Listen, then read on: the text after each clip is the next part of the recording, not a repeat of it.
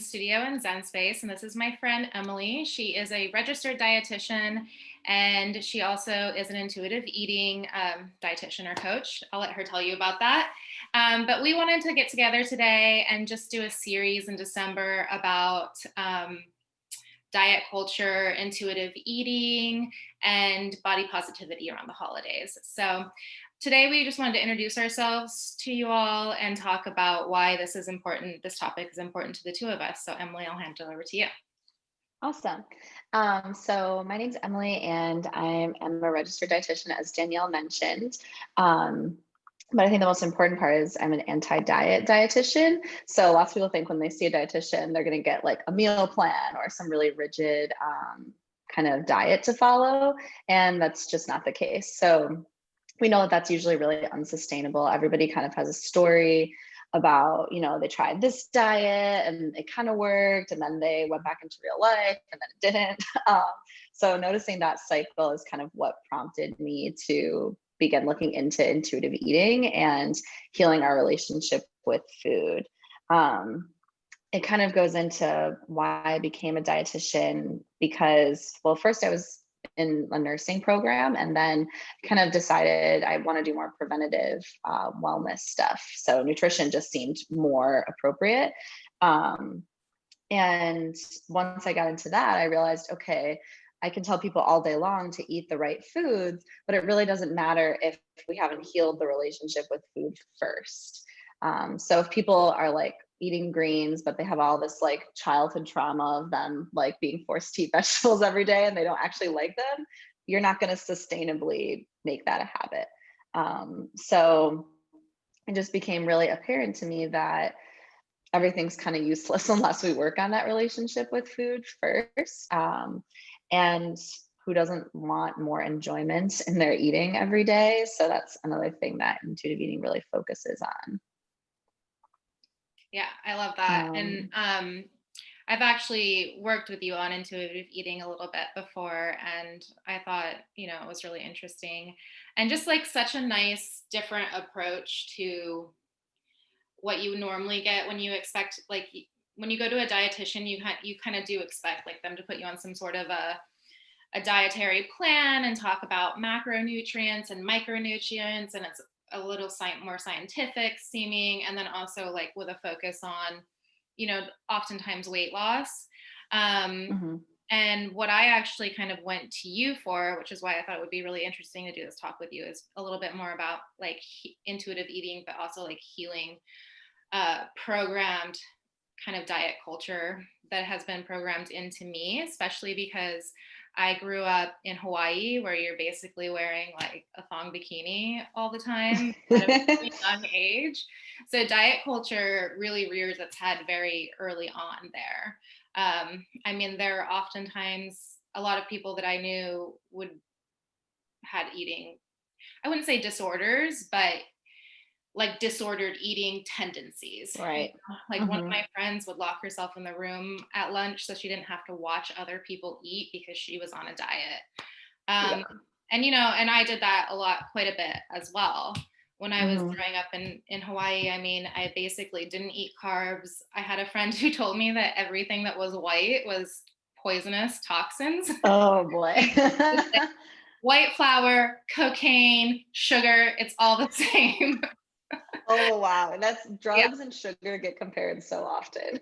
Yeah, exactly. So I grew up, with a lot of insecurity about my weight, a lot of insecurity about how I looked. I was, you see in all these like surfing magazines, these teeny tiny little surfer girls that are like perfectly toned. And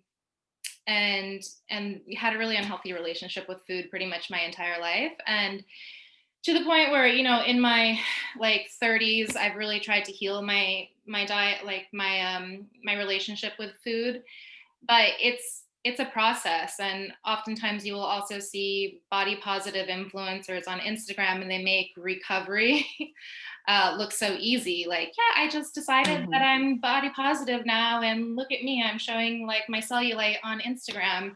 And I don't think for everybody it's that easy, right? Like it's a process that we all have to kind of work our way towards. Like, yeah, I might not want to be making foods super like taboo to me anymore, that doesn't mean that I don't kind of like work towards being body positive every day, really. Kind of a Right. Yeah, they're almost kind of like separate issues even. Like we have our food, they're kind of related to each other, but we're inundated every day with these messages. I've had a lot of people who tell me kind of about that body positive, like IG influencer vibe, um, where they start to feel guilty that they don't love their body that much either. So it's like they're getting the pressure from like media and, like the beauty industry. To hate their body, and then they're getting this other pressure to really love their body, and they're somewhere in between, like I'm just trying to like live my life and not let this affect me. I think that's when body neutrality comes in for people and can be really helpful to be like, hey, you have a body, it's not the most interesting thing about you.